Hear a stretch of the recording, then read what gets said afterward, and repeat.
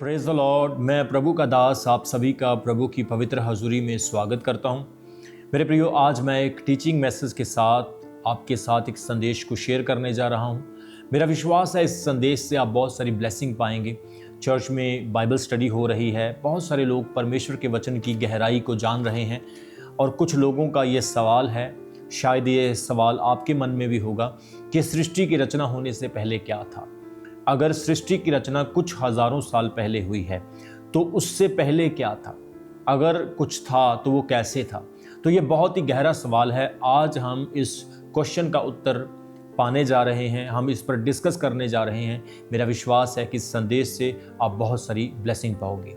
सृष्टि की रचना होने से पहले क्या था, यह सवाल बहुत ही गहरा है, दार्शनिक है, आध्यात्मिक है।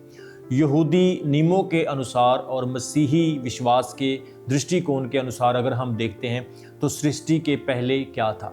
बाइबल के अनुसार अगर हम देखते हैं तो मेरे प्रियो, सृष्टि के पहले भी परमेश्वर था, क्योंकि वचन उत्पत्ति उसके 1 अध्याय उसके 1 वचन में कहता है, आदि में परमेश्वर ने आकाश और पृथ्वी की रचना की। इसका मतलब है कि परमेश्वर ने आदि में रचना की, लेकिन उससे पहले भी परमेश्वर था। वो एटर्नल है, अनंत है, उसका कोई भी आरंभ नहीं है। परमेश्वर शुरू से है। परमेश्वर से पहले ना कोई पदार्थ था, ना ही समय था और ना ही कोई अस्तित्व था। वो सब कुछ बाद में बनाया गया। अगर हम भजन संहिता उसके 90 अध्याय उसके 2 वचन में पढ़ते हैं, वहां पे लिखा है, पहाड़ों के उत्पन्न होने से पहले और पृथ्वी और संसार के सिरजे जाने से पहले तू सदा से परमेश्वर है और सदा तक ही रहेगा। परमेश्वर शुरू से है, सदा से है, और जो चीजें बनी है, जो पदार्थ और समय बना है, वो बाद में बनाया गया है। दूसरा, क्या स्वर्गदूत पहले थे? पवित्र बाइबल कहती है कि परमेश्वर ने स्वर्गदूतों की सृष्टि भी आरंभ में ही की है, उन्हें भी शुरू में ही परमेश्वर ने बनाया है। जब आप अय्यूब की किताब उसके 38 अध्याय उसके 6 और 7 वचन को पढ़ते, वहां पे लिखा है, जब मैंने पृथ्वी की नींव डाली तब भोर के तारे आनंद से गाने लगे और परमेश्वर के सब पुत्र जय जयकार कर उठे। यह स्वर्गदूतों के बारे में कहा गया है कि उनकी रचना भी परमेश्वर ने बाद में की है। यह वचन बताता है कि परमेश्वर ने स्वर्गदूतों की रचना भी आदि में की है। जब परमेश्वर ने सब कुछ बनाया तो उसने स्वर्गदूतों को भी अपनी महिमा के लिए रचा है। लेकिन स्वर्गदूतों से पहले भी परमेश्वर था, क्योंकि परमेश्वर तो अनंत है, परमेश्वर तो अनादि काल तक है, उसे किसी ने नहीं बनाया, वो तो खुद है। लेकिन उसने हर चीज को अपने लिए, अपने जलाल और अपनी महिमा के लिए बनाया है। जब उसने सृष्टि की नींव रखी, नींव रखने का मतलब है सृष्टि की उत्पत्ति की, तो उस समय उसने स्वर्गदूतों को भी बनाया, स्वर्ग में अपनी आराधना के लिए उनको भी स्थापित किया। इसका अर्थ है कि पहले परमेश्वर था, फिर स्वर्गिक प्राणी, स्वर्गदूत, करूब और शराफ बनाए गए, फिर भौतिक, ब्राह्मण, पृथ्वी और मनुष्य। तीसरी बात, बाइबल और विज्ञान में क्या अंतर है। मेरे प्रियो, विज्ञान कहता है कि सब कुछ जो है वो बिग बैंग से बना है। मैं आपको बताना चाहता हूं कि ये बिग बैंग क्या होता है। बिग बैंग एक एक्सप्लोजन है, एक बहुत बड़ा धमाका। वो कहते हैं कि एक बहुत बड़ा ब्लास्ट हुआ था, एक बहुत बड़ा एक्सप्लोजन हुआ था, जिससे हर चीज की रचना हुई, हर चीज बनाई गई। लेकिन सवाल यह भी खड़ा होता है कि बिग बैंग से पहले क्या था। एक्सप्लोजन होने से पहले यह धमाका, जिससे वैज्ञानिक कहते हैं सृष्टि बनी है, इससे पहले क्या था। लेकिन वैज्ञानिक कहते हैं हम इसके बारे में भी कुछ नहीं कह सकते, क्योंकि ये भी अज्ञात है, इसके बारे में भी कोई जानकारी नहीं है कि इससे पहले क्या था। वो कहते हैं इससे पहले हम विश्वास करते हैं कि समय भी नहीं था। ये वैज्ञानिक दृष्टिकोण मैंने आपको बताया। लेकिन बाइबल के अनुसार सृष्टि से पहले परमेश्वर था, उसका वचन था, उसकी उपस्थिति थी। वचन के अनुसार वहां पे लिखा है, आदि में वचन था, वचन परमेश्वर के साथ था और वचन ही परमेश्वर था और उसी के द्वारा सब वस्तुएं उत्पन्न हुई। यूहन्ना उसके 1 अध्याय उसके 1 से 3 तक। यह वचन बाद में यीशु मसीह के रूप में देहधारी हुआ। चौथी बात हम देखेंगे, सृष्टि से पहले क्या था। क्या कोई चीज थी? नहीं। समय था? नहीं। कोई पदार्थ, कोई मेटल था? नहीं। कोई स्थान या स्पेस थी? नहीं। रोशनी थी? नहीं। केवल परमेश्वर ही था। सृष्टि की रचना से पहले केवल परमेश्वर ही था। वह अनंत है, सर्वशक्तिमान, सर्वज्ञानी और सर्वव्यापी उपस्थित परमेश्वर है। कई बार कुछ लोगों को ऐसा लगता है कि सृष्टि बनने से पहले क्या था? क्या परमेश्वर था? सुनने में यह बहुत मुश्किल लगता है, बहुत असंभव लगता है। यह सवाल सिर्फ आपका नहीं है, बल्कि हजारों लोगों का है, लाखों लोगों का है। वैज्ञानिक और धार्मिक लोग इसे काफी समय से सोचते आ रहे हैं और हम इसे आत्मिक दृष्टिकोण से समझने की कोशिश करेंगे। सो पहली बात, हमेशा से कुछ ना कुछ तो होगा ही, कुछ तो था। अगर हम मानते हैं कि कुछ नहीं था, तो फिर कुछ तो होगा जिससे सब कुछ बना। या तो कुछ अनंत था और शुरू में कुछ ना कुछ ऐसा था जो कभी समाप्त नहीं हुआ, या कुछ अचानक उत्पन्न हुआ बिना किसी के कारण से। यह सवाल है, क्या कुछ बिना किसी कारण के उत्पन्न हो सकता है? यहीं पर बाइबल कहती है परमेश्वर वही है जो अनंत है, जो हमेशा से है और उसी ने सब कुछ रचा है। विज्ञान भी मानता है कि समय और ब्रह्मांड की शुरुआत थी।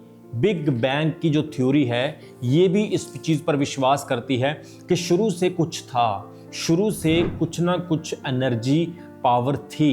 वैज्ञानिक इस बात को मानते हैं और इस पर विश्वास करते हैं। इसका अर्थ क्या है कि शुरू से कुछ था, और वो कुछ क्या था? वो परमेश्वर था, और परमेश्वर के द्वारा ही सब कुछ रचा गया। आज हमें हमारे सवाल का उत्तर विज्ञान और पवित्र बाइबल के अनुसार मिल गया कि पहले से कुछ था। विज्ञान भी कहती है कि बिग बैंग थ्योरी से पहले कुछ था, तब भी ये सब कुछ हुआ।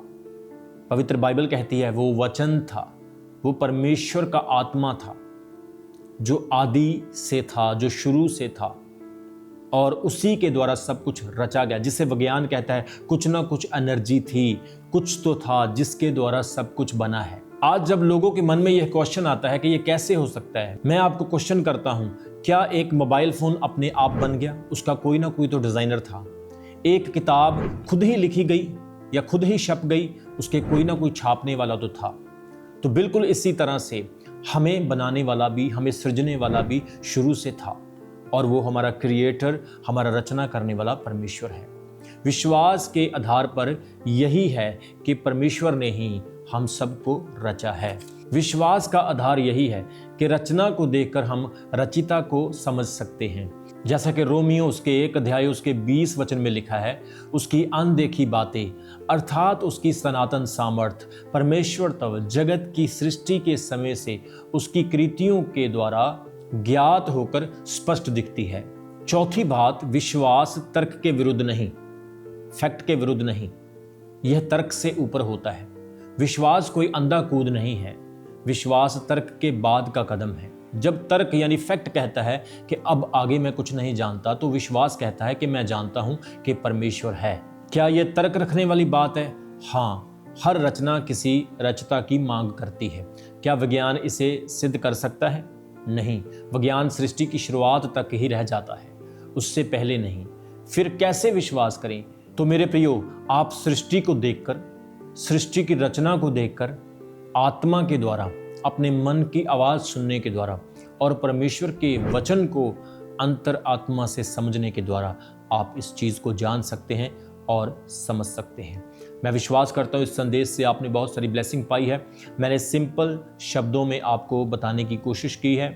मैंने आपको बताया है कि सृष्टि की रचना से पहले क्या था। सृष्टि की रचना से पहले ना तो समय था, ना कोई पदार्थ यानी मेटल था, ना ही उस समय कोई प्राणी था, सिर्फ परमेश्वर था, और परमेश्वर आत्मा है। और विज्ञान भी इस चीज़ पर विश्वास करता है कि सब कुछ बनने से पहले कुछ तो था जो सब कुछ बना, ऐसे नहीं बन सकता है। अगर एक्सप्लोजन भी हुआ विज्ञान के हिसाब से, तो उस एक्सप्लोजन को करने के पीछे भी कुछ ना कुछ कारण तो होगा, क्योंकि जिस तरह से एक मोबाइल फ़ोन को डिज़ाइन किया गया है, जिस तरह से इस रिमोट को बनाया गया है, इसे डिज़ाइन किया गया है, इसके डिज़ाइन करने वाला कोई ना कोई तो होगा। जैसे आप इस वचन को, पवित्र वचन को देख रहे हैं, इसे लिखा गया है, डिज़ाइन बनाया गया है, इसका कवर बनाया गया है, इसको बनाने वाला भी कोई है। इसी तरह से इस सृष्टि का रचने वाला भी कोई है। ये विज्ञान के अनुसार भी सिद्ध बैठता है और पवित्र वचन के अनुसार भी सिद्ध बैठता है। सो सृष्टि से पहले कुछ भी नहीं था, सिर्फ एक ही था, परमेश्वर। मेरा विश्वास है इस वचन से आपने ब्लेसिंग पाई है। प्रभु आपको आशीष दे। God bless you. अभी हमारे चैनल को सब्सक्राइब करें। हमारे चैनल का नाम है रमन हंस मिनिस्ट्रीज और नीचे दिए गए बेल आइकन पर प्रेस करें। आप हमें फेसबुक पर भी फॉलो कर सकते हैं। हमारा फेसबुक पेज है रमन हंस मिनिस्ट्रीज। हमारा प्रेयर लाइन नंबर है 0160500800।